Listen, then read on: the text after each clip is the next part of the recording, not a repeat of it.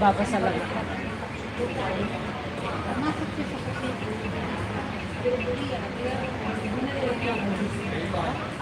Ngayon nila pipick upin. Oh.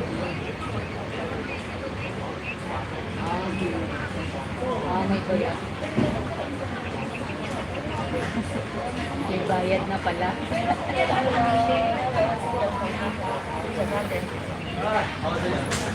Bawal. Ikaw. Bawal pala.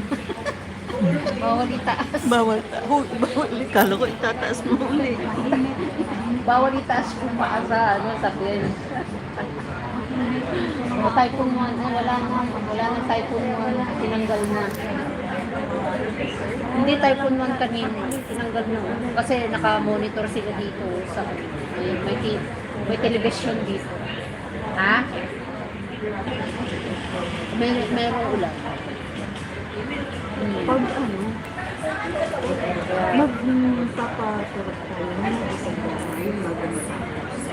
Para Hindi, ano lang naman ang ulan. 30%. ano mo Nagastos ko kaya lahat ay 125,000. di ba tumulan ako? Hindi kasi 55% yung singil nila eh. Pakayaw. Diba? Hindi, tsaka kasi may bakal. Kung walang bakal yan, mas mura. At tsaka yung gate kasi. Wala na yun. Ibig sabihin, Hindi ko akalain na gano'n ang gate na ilalagay. Kala ko maiksi lang. Kaya pinantay pa lang sa gate ng loob. Kaya mo na maganda naman. Maganda. Ito yung nilagay sa shop nito. Lalo na kapag para mawala man na yung matapos naman yan. Nakapagpag. Wag na. Wag na.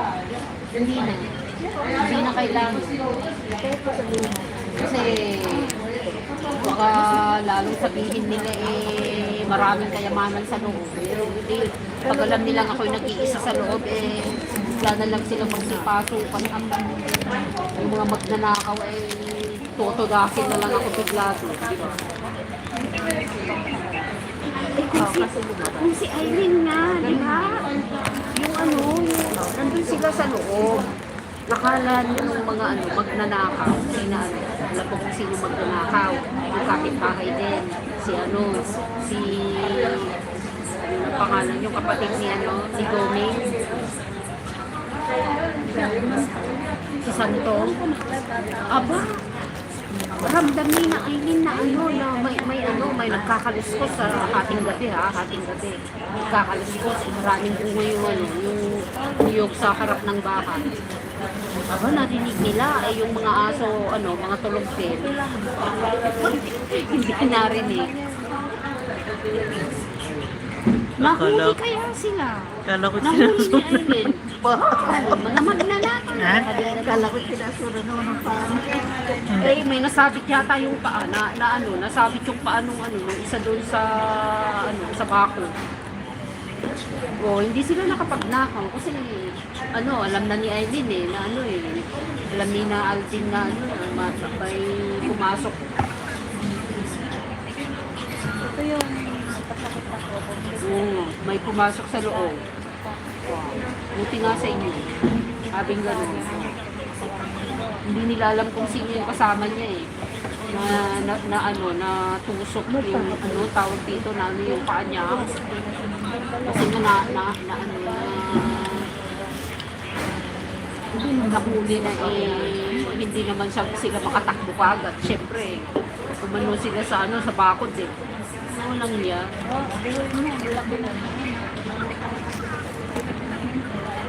Kasi nga, mga tamad. Kung alam nilang may pagkain sa kapitbahay na bunga lang kung ano mang bunga yun. Nanakawin yun. Animal. Ganun sila Kung may manok ka nga dun wala nang babalik sa'yo. Diba? Si Inang, ang daming manok nun. Daming mata. Bigla na lang nawawala, visit. Ayaw magsipag. Ha? Oo, uso. Kagaganin lang naman ni Amo yung ano, yung kanya. Kasi, wala siyang ano, nagkasakit na naman. Bibili ka na lang. Tapos ikaw na bumibili. Sabihin ko sana sa'yo, kumusta naman yung mga... Nakakonect sa cellphone? Bili ka na ng projector. Nakakonect sa cellphone? Ano, nagkasakit na naman si Amo. Ayun, ang ginawa kagad ni Amo, ano, pumunta kagad sa Chinese medicine, yun, pinake niya kagad. Gumaling. Pwede bila ko niyan. Para pag manood ako ng YouTube nandun sa dinding malaking screen.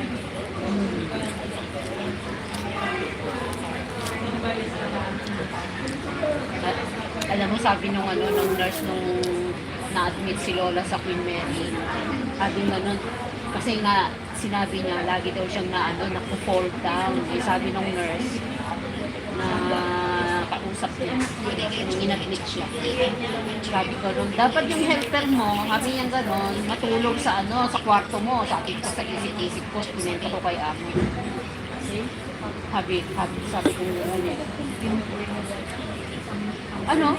Sabi ko gano'n sa isip-isip ko, sabi ko gano'n, sir. Alam mo gano'n.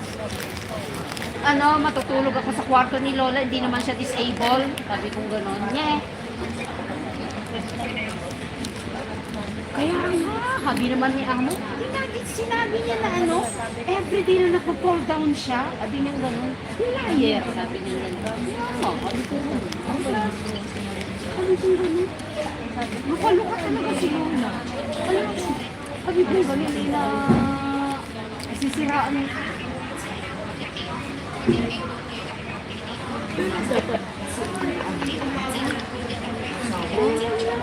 Ibang klase.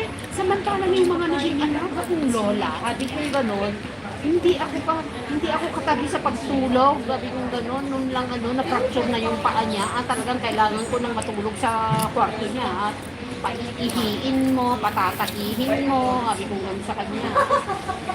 Pero may kasama akong helper, talagang nag-ano sila, kumuha sila ng ano, ng kasama akong helper at natutulong ako sa data.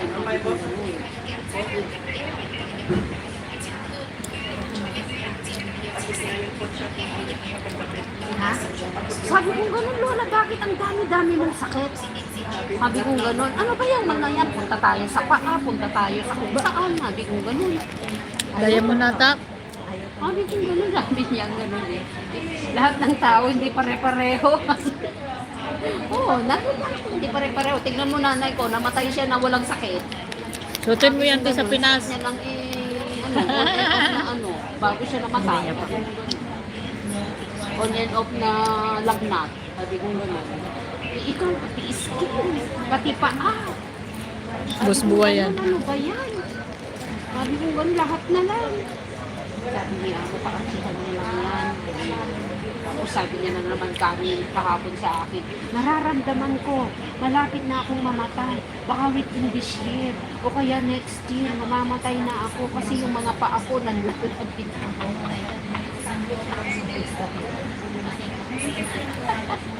Lalamig na to yung mga paa niya.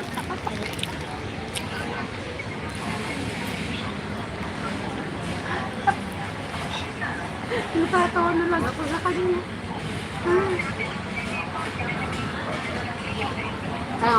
Ano, kamusta naman yung amo niya?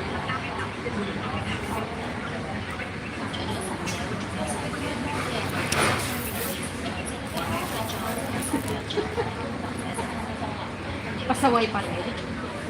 Pasaway. Uy, itataas na naman ang ano ah. Alam mo kung magkano itaas ng ano, sweldo ngayon, ating gano'n sa PTV. PTV. 500 Hong Kong dollar. Itataas. Grabe. Oh, kabigil niya ko pa kaya yun. Yan naman. Magkatotoo. Ano, next year ako magre-record ko. Idadagdag. Adewaga. Swerte mo. Imagine mo, libo ka na. Mag-ipong ka na ng maraming pera. Bago ka ano, Yun, ang pwede.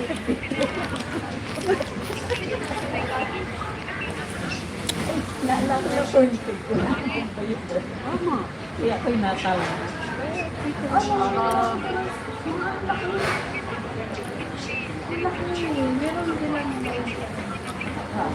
Yung home credit, di ba yung may mga alaas, yung mga gadget? Oo naman.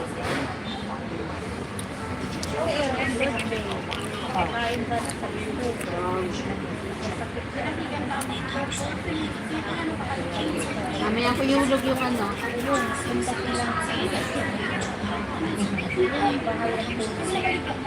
Ano oras? So, panay. Ay, nagpa-feeding sila. Feeding. Bakit hindi pinalabas?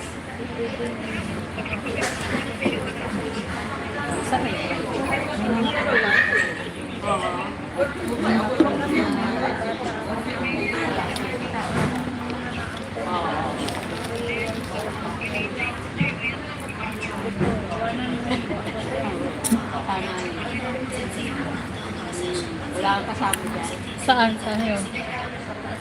Bakit naman? Bakit hindi sila lumabas? Saan yun? Sa Pinas din?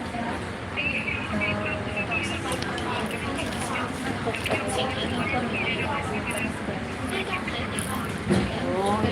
Asan siya? Hindi lumabas.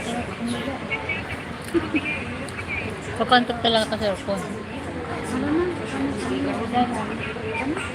Ay, naglalay. Kahapon? Siya Pwede rin naman to ilabas. Nilalay mo dyan. Ayun o. English lang English holiday. International ang holiday. Walang magagawa. Pwede steward isang amo. Talaga naman.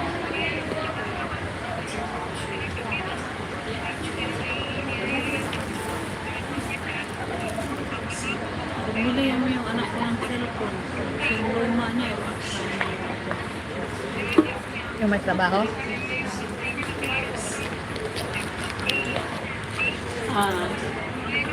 Here we go.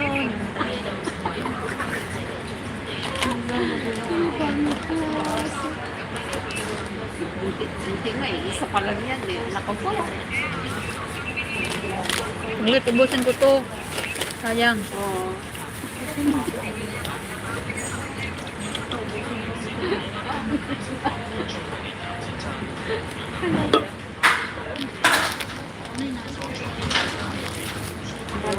Choice talaga. Ang tata. Ate, tingnan mo. Ano nang nangyari? Ang sugat-sugat mo. Ano yan? DL daw. Ano yan? Pili tayo. So good. Tara. Marunong din yung alaga niya eh. Kasi may kapalit eh. Baka meron din dyan sa alaala. Kasi, Yung sa bibilihan mo na anak.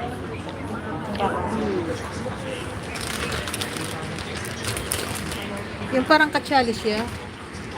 Di ba kung katikati din yun? na ba? Alam mo, naalala ko nito. Yung tubigan ng alaga ko ng dalawang aso. smart yung alaga Pag niya. nagre-refill ako ng tubig, inaangat ko yung parang sa puso mo. Sige, garadan. Baka kaya namin yung Hindi, baka sa aso. Kung sa ano naman yun, Hindi, baka dry. Kasi sa akin kung dry. kumakati siya. Pero yan, ano ang siguro yan.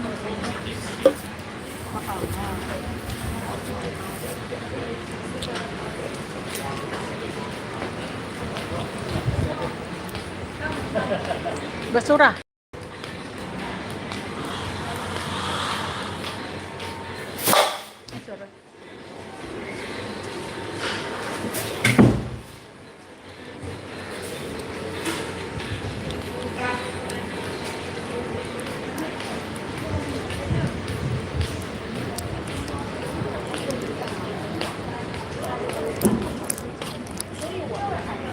Pag pinag-day off ako na among Sabado, dito ako matutulog.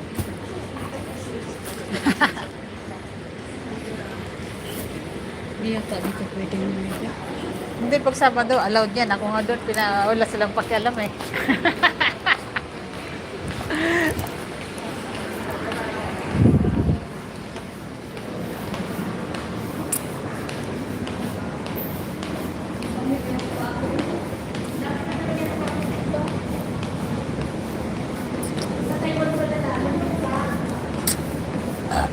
Tingnan natin dito.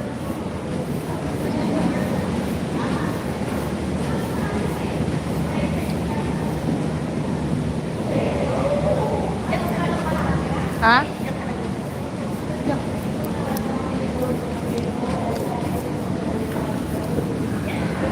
Kasunod ko pagpunta dito, diyan ako magbibideo ulit. Maganda pala, oh.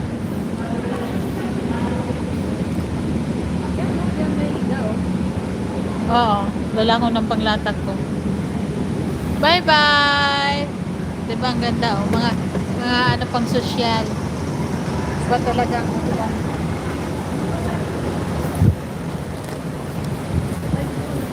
Oh, yun yung